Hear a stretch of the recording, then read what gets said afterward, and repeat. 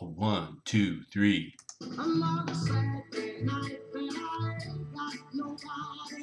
I got somebody 'cause I just got paid. How I wish I had someone to talk to. I'm in an awful way. Sam Cooke, man. How can you not? Oh, that warms my soul. That is a bit of a shout out to my brother Mark with a C. Love your videos, man. Love your work. Been watching you for some time. I'm a subscriber and follower. Peace to you, brother. Anyway, I got my own thing going here tonight, and I'm going to heat it up a little bit on a Saturday night. I do got somebody. She's upstairs playing Battleship with our little one. So I'm killing some time and going over a few topics. Where are we going to start? Musically? No. Let's start with a little bit of politics. Tulsi Gabbard just announced that she's going to run for president in 2020. That's probably the most 50-50 candidate I can think of. Positives? Let's start with the positives. Positives are Tulsi Gabbard is, she's ex-military. She's, I think, a genuine good Democrat, decent Democrat.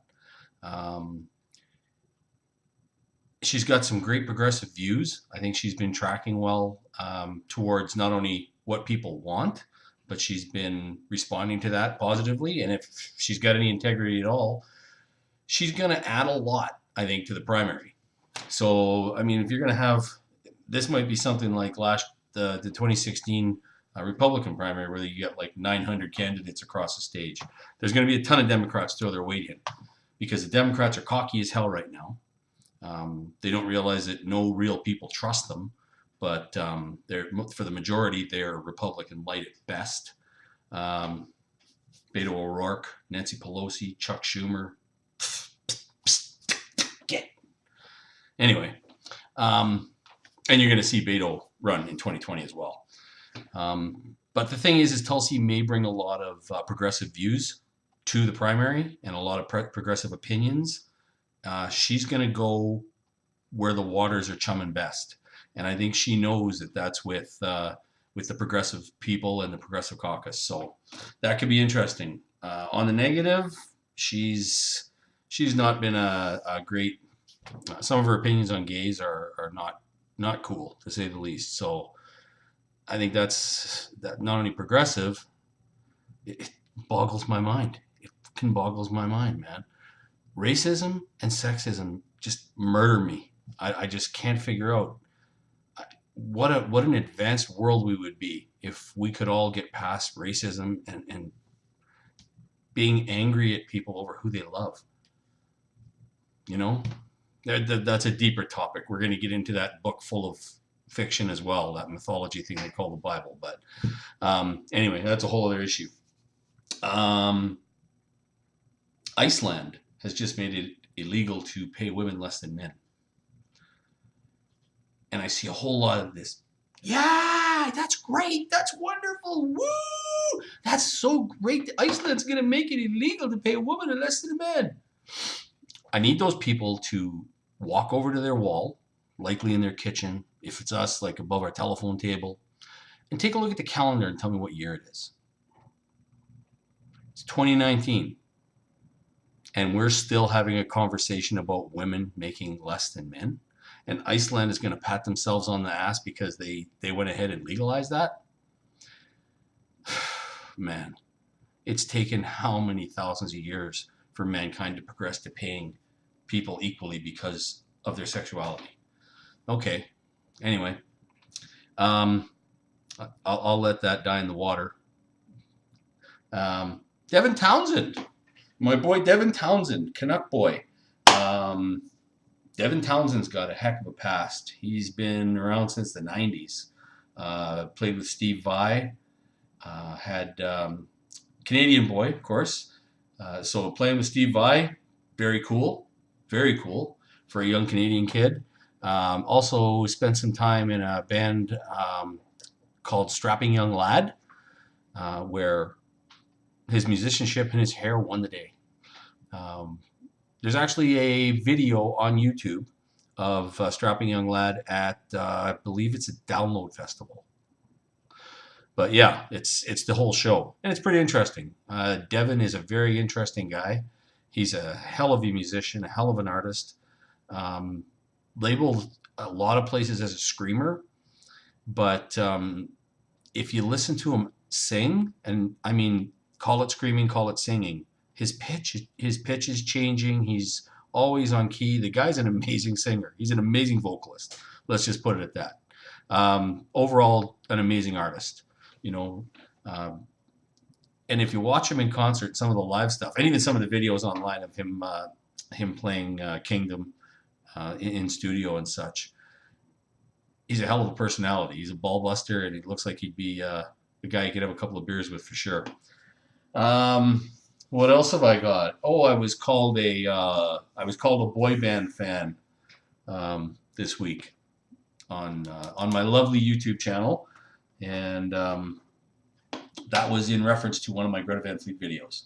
So yeah, I've been a little obsessed with Greta since middle of last year, when I came across Black Smoke Rising, heard that online, and my daughter came into them. She's 21. We came into it right around the same time, and she asked me about it, and I had just seen the video.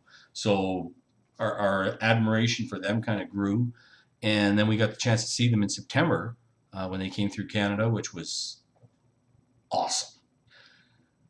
Holmesies, you're talking a guy in his 50s with his daughter, 21, crushed the front of the line, dead center, pushed against the bar right in front of Josh, lead singer. I get tears in my eyes thinking about how happy I was that night. That was a great show. That was a wonderful show. I mean, to admire these kids, you know, I think the oldest at the time was 21. That was Josh. He's the oldest of the twins by a couple of seconds. Him and Jake are the same age, right? But anyway, to see these guys play the way they play, I mean, the fire and the soul in what they do. Three brothers up front with Sammy on the bass and the keyboards, Josh on vocal and a tambourine if it doesn't break, and Jake on guitar, and Danny Wagner on the drums. Unbelievable. Unbelievable. These kids have just been a bunch of kids playing around since they were kids, and they're still kids. And they're changing rock and roll right now. They're changing music. People are paying attention. Check your TVs. January 19th, Greta Van Fleet is the musical guest on Saturday Night Live. So yeah, that's definitely going to be worth a watch. I'm going to watch it live just because, I mean, I grew up with Saturday Night Live. Watched it when it was good. I mean, we're talking way back in the days, the Dan Aykroyd and John Belushi days, back in Bill Murray, things like that. Yes, Saturday Night Live was it. You know, it's still got some talent, but yeah. Anyway, he called me a boy band lover, so my initial response is, if you think Greta Van Fleet is a boy band, what do you know about music? And I got to think very little. And my comment was something like that. And I'm not a big FU and blah, blah, and troll guy online, but, you know, I am going to respond to the positive and the negative, and I do sort of both. You'll see that on my comment sections. I also added that by his standards, Def Leppard was also a boy band, because when Leppard started, they were too young. I think it was, I'm not sure if it was Joe Elliott who was too young, or Pete Willis at the time, who was the guitarist before Phil Collins. Phil Collin, not Phil Collins. He was underage, and they couldn't play in the bars in their local, in right around England where they lived. So yeah, so our Def Leppard a boy band, right? No, a boy band is something that is structured and composed usually by some older guy, gets 4 or 5 people together for one particular purpose, gives them their songs to sing, tells them what to wear, takes care of the stage show. They're basically puppets on a string, right? Hired puppies, that's all. So that's a boy band. Def Leppard are not a boy band. Def Leppard were a hard-ass rock band. They mellowed a lot, Pyromania on, and a lot of that was due to Mutt Lange, world-renowned producer, ex-husband of Shania Twain, who, I mean, Mutt Lange went into to an album. I remember Mutt Lange being booked up to 8 or 10 years. He worked with AC/DC, worked with Queen, like mega artists, and when he did Leopard, he worked with them for a few albums. Did Hysteria as well. The multi-layering and the takes. I remember Joe Elliott saying he was doing 100 takes of some vocal parts, things of that nature. He would sign on for his fee. Plus, he got writing credit on every album. And if you look at any album that Mutt Lange's produced, he gets writing credit on it. And the reason for that is he gets his $1 million right off the bat, whatever that fee may be. Plus, for the rest of time, Mutt Lange gets money because he's credited as a writer on every song. Not to say Mutt Lange didn't contribute. I'm sure he did. And I think a lot of the parts in the Def Leppard songs, and probably a lot of the other artists, he had ideas or he did contribute to it somehow. Mutt Lange is a musical genius. But I mean, those heavy, deep bass lines and the 100 takes and the harmonizing like crazy, all that Def Leppard stuff, that's Mutt Lange. And you never saw that before. On Through the Night, High and Dry, they tore it up, man. They tore it up. And they were doing quite well at it, but, the Mutt thing drove them right through the ceiling, Gee, what else have we got? I think that's about it. I don't think there's any more local news. What's going on in your part of the world? Hey, let me know. Put it up here, and we'll take a look at it and see what you guys are doing, and we can chat about it a bit. I'm going to let you go. So I just want to say, have a wonderful Saturday night. Sam Cooke loves you. Don't ever doubt that. And go listen to some really good music. Hug someone you love. Peace. Love.